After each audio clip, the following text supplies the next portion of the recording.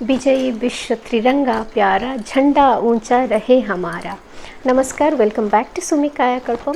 आप सभी को स्वतंत्रता दिवस का हार्दिक अभिनंदन।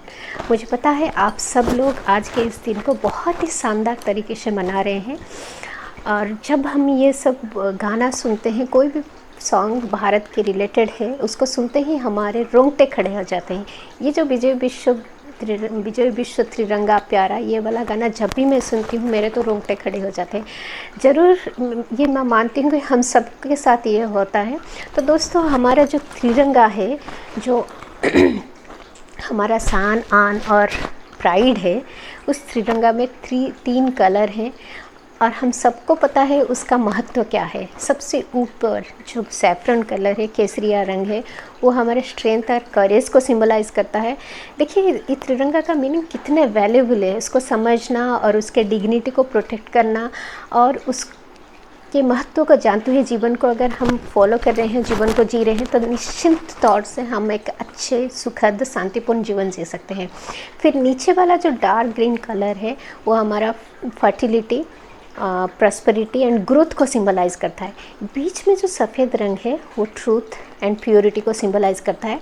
और उस सफ़ेद रंग के बीच में एक डार्क ब्लू कलर का अशोक चक्र है, जिसको कई लोग बोलते हैं धर्म चक्र, कई बोलते हैं सुदर्शन चक्र, कई लोग बोलते हैं कि ये जो ब्लू कलर का अशोक चक्र है उसमें 24 स्पोक्स होते हैं। कुछ लोग बोलते हैं कि ये जो 24 स्पोक्स है एरी हैं, वो 24 ऋषियों, बहुत ही महत्वपूर्ण ऋषियों को दर्शाता है। कुछ लोग बोलते हैं कि दिन के 24 घंटे को दर्शाता है।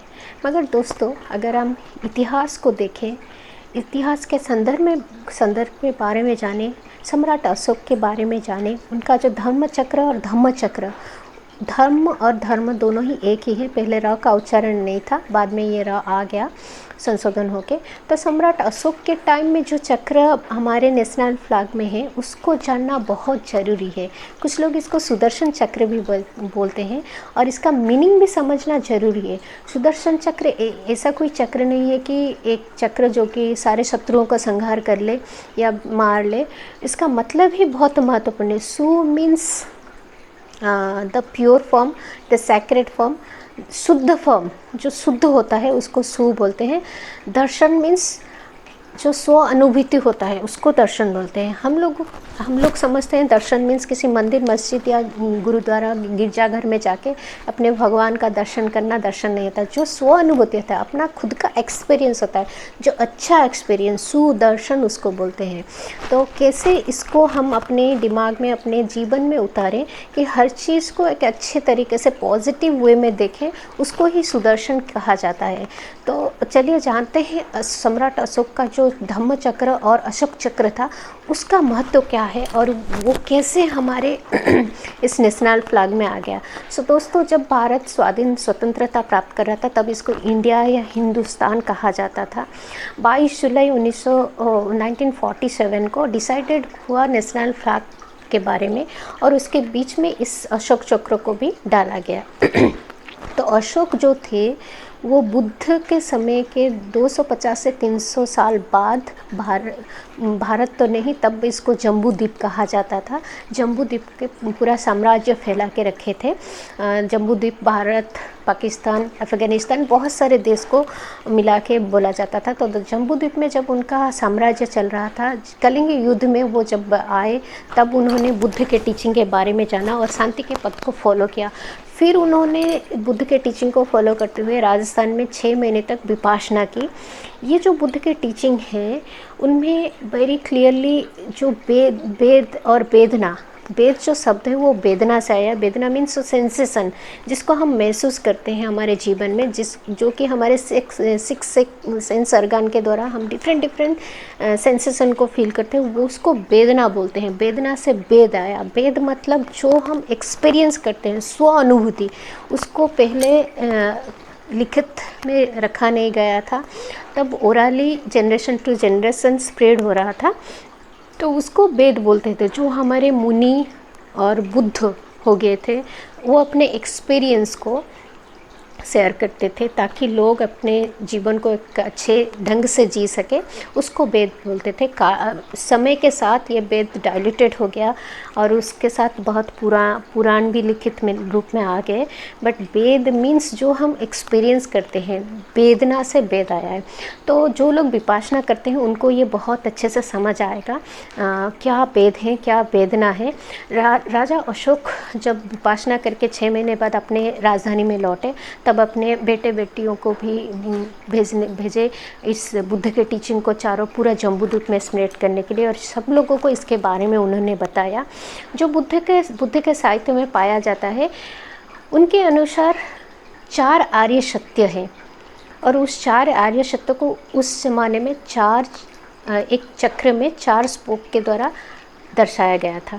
तो बुद्ध के टीचिंग को अशोक ने 84,000 स्तंभ और स्तूप में लिखित रूप में पाली लैंग्वेज में पूरे जम्बूद्वीप में और विदेश में भी फैलाया था।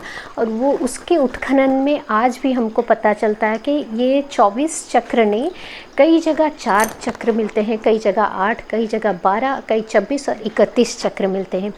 4 चक्र वाले चक्र यही दर्शाता कि बुद्ध के टीचिंग में जो है 4 आर्य सत्य को, फिर 8 चक्र आर्य अष्टांगिक मार्ग, जो कि ये 4 आर्य सत्य जिसके वजह से हम दुख इनको महसूस करते हैं जीवन में, उसको अनुभूति करते हैं, जो वेदना संवेदना को फील करते हैं, उसको ओवरकम करने के लिए आर्य अष्टांगिक मार्ग के विषय में बताया गया है।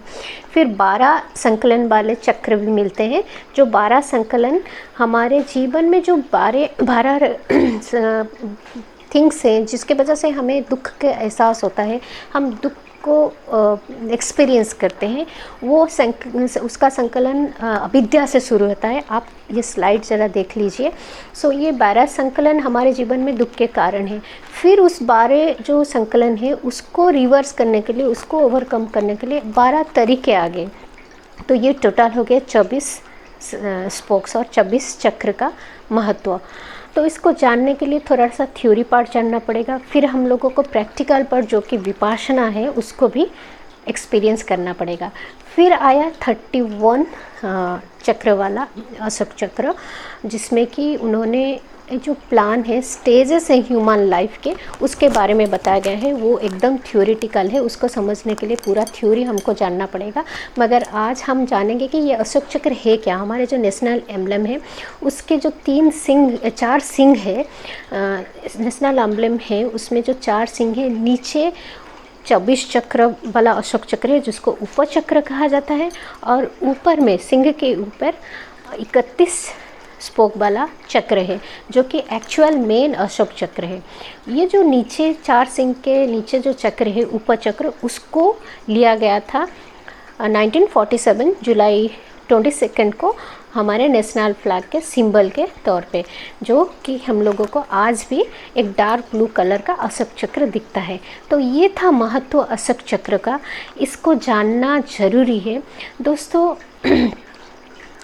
जो टीचिंग है बुद्ध साहित्य में, उसका कोई रिलीजन नहीं है, कोई भी इसको जान सकता है, पढ़ सकता है, अपने जीवन में उतार सकता है। ये जो 12 श्रृंखलाएँ हैं दुख के कारण हैं, ये जब हमारे जीवन में आता है, ये ना जाति देखता है, धर्म देखता है, वर्ण देखता है, ना लिंग देखता है। दुख सार्वजनीन है, सार्वकालीन है, और उसका संशोधन भी सार्वजनीन और सार्वकालीन है।